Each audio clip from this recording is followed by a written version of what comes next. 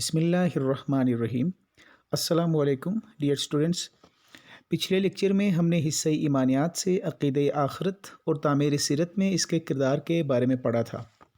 اس lecture میں ہم حصہ دوم سے عبادات کا پہلا موضوع روزہ کے بارے میں پڑھیں گے۔ روزہ ارکان اسلام میں سے ایک اہم رکن ہے۔ قرآن و حدیث میں لفظ صوم یا صیام استعمال ہوا ہے، جس کے لغوی معنی رک جانے یا بچ جانے کے ہیں۔ روزے کی شرعی اصطلاح یہ وہ عبادت ہے جس میں ایک مسلمان طلوع فجر سے غروب آفتاب تک کھانے پینے اور نفسانی خواہشات سے رک جاتا ہے۔ روزے کا انحصار صرف کھانے پینے سے رکنا نہیں، بلکہ یہ بھی ضروری ہے کہ زبان، آنکھیں، دل اور ہاتھ پاؤں کی قوتوں کو احکام خداوندی کے تابع کر دیا جائے۔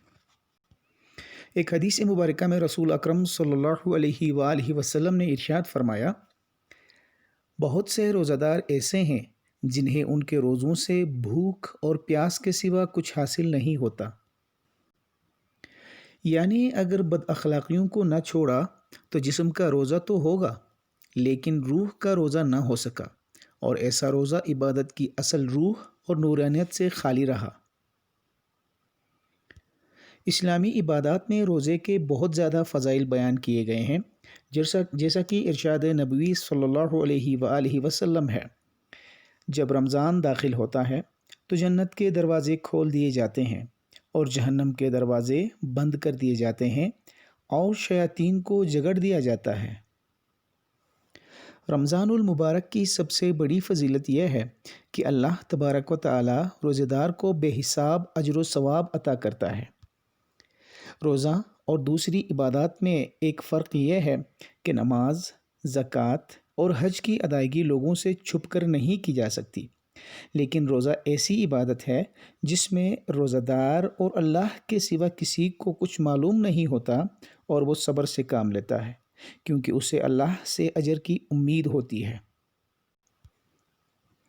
روزہ انسان کے لیے بخشش کا ذریعہ ہے، جیسا کہ رسول اکرم صلی اللہ علیہ وآلہ وسلم نے ارشاد فرمایا، من صام رمضان وقامہ ایمانا واحتسابا غفر له ما تقدم من ذنبہ۔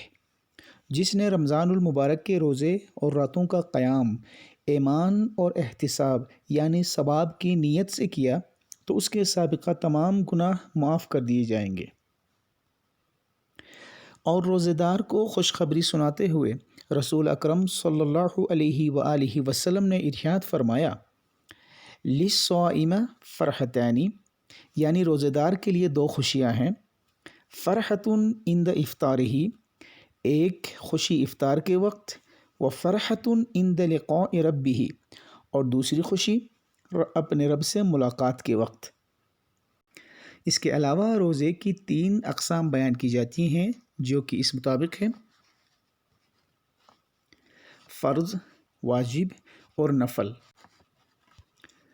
رمضان المبارک کے روزے فرض کیے گئے ہیں، اور واجب وہ روزے ہیں جو منت کے ذریعے سے روزہ رکھا جاتا ہے۔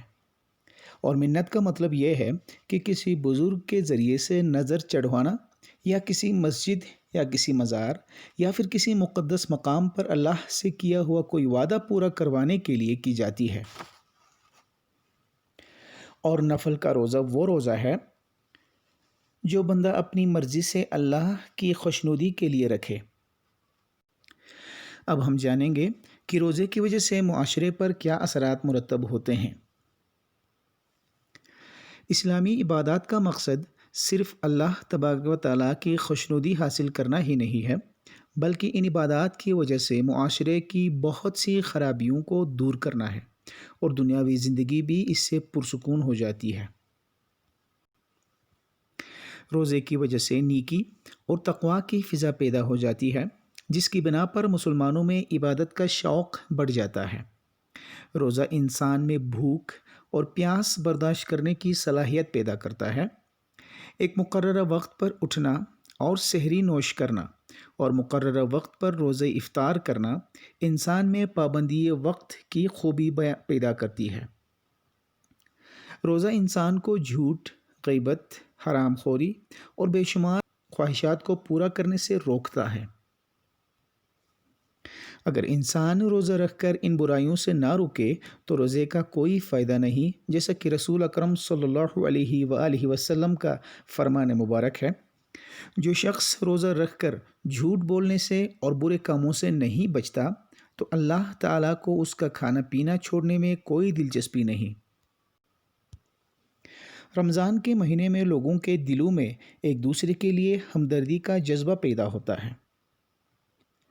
اسی وجہ سے رسول اکرم صلی اللہ علیہ وآلہ وسلم نے رمضان المبارک کا نام شہر المواساتی رکھا ہے، یعنی یہ مہینہ لوگوں کے ساتھ ہمدردی اور غمگساری کا مہینہ ہے۔ روزے کے دوران لوگوں میں اتحاد اور اتفاق پیدا ہوتا ہے۔ روزے سے انسانی صحت بھی بہتر ہوتی ہے۔ روزے کے معاشرتی اثرات پڑھنے کے بعد ہم اس سبق کا مختصر خلاصہ پیش کریں گے۔